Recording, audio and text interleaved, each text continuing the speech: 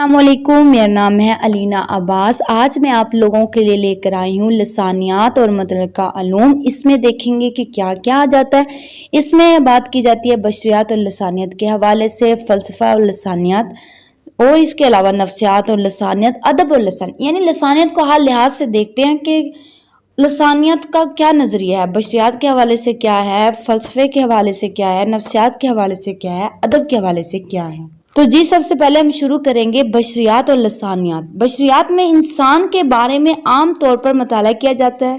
اس مطالعے کا تعلق انسان اور اس کی حرکات و سکنات سے بھی ہے، اور اس میں مختلف علوم جیسے کہ کیا ہو جاتا ہے، یعنی کہ معاشیات یا ادب وغیرہ شامل ہے۔ لسانیات تہذیبی بشریات کی ایک شاخ ہے۔ تہذیبی بشریات کا لسانیات میں کارنامہ یہ ہے کہ اہل علم نے نہ صرف زبانوں میں دلچسپی لینے لگے ہیں بلکہ وہ مختلف تہذیبوں کا بھی مطالعہ کرتے ہیں۔ لسانیات نے بشریات کے علم کو بھی بہت کچھ دیا ہے۔ کہتے ہیں کہ ماہر بشریات کسی فرقے یا تہذیب کے مطالعے کے لیے اس کی زبان کا مطالعہ کرتا ہے۔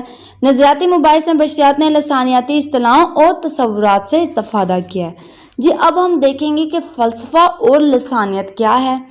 لسانیات کا فلسفے سے تعلق بہت پرانا ہے۔ افلاطون نے اس مسئلے پر غور کیا تھا کہ آیا الفاظ اور اس کے معنی میں کوئی قدرتی اور اندرونی تعلق ہے بھی یا نہیں۔ اس طرح ارسطو نے بھی تمام چیزوں کو مختلف درجوں میں تقسیم کیا تھا، یعنی کہ کچھ عالموں کو خیال ہے کہ انسان کے دیکھنے اور سوچنے کا عمل اس کی زبان کی ساخت سے ہوتا ہے۔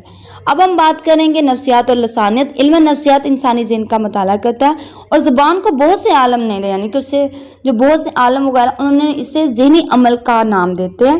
زبان کیسے بولی جاتی ہے، کیسے سمجھی جاتی ہے، مادری زبان اور غیر مادری زبانوں کے سیکھنے میں کیا فرق ہے، یعنی کہ یہ جو زبان کیا ہے، کیسے بولی جاتی ہے، کیسے سمجھی جاتی ہے، یہ جو ساری چیزیں ہیں، یہ سارے جو مسائل ہیں، یہ نفسیاتی مسائل ہیں۔ ادب و لسانیات، کسی ادبی نکات کا زبان کی نوعیت کا جاننا اور اس کا مطالعہ کرنا بہت ضروری ہے۔ ادب کی تخلیق کا ذریعہ کیا ہے؟ زبان ہے۔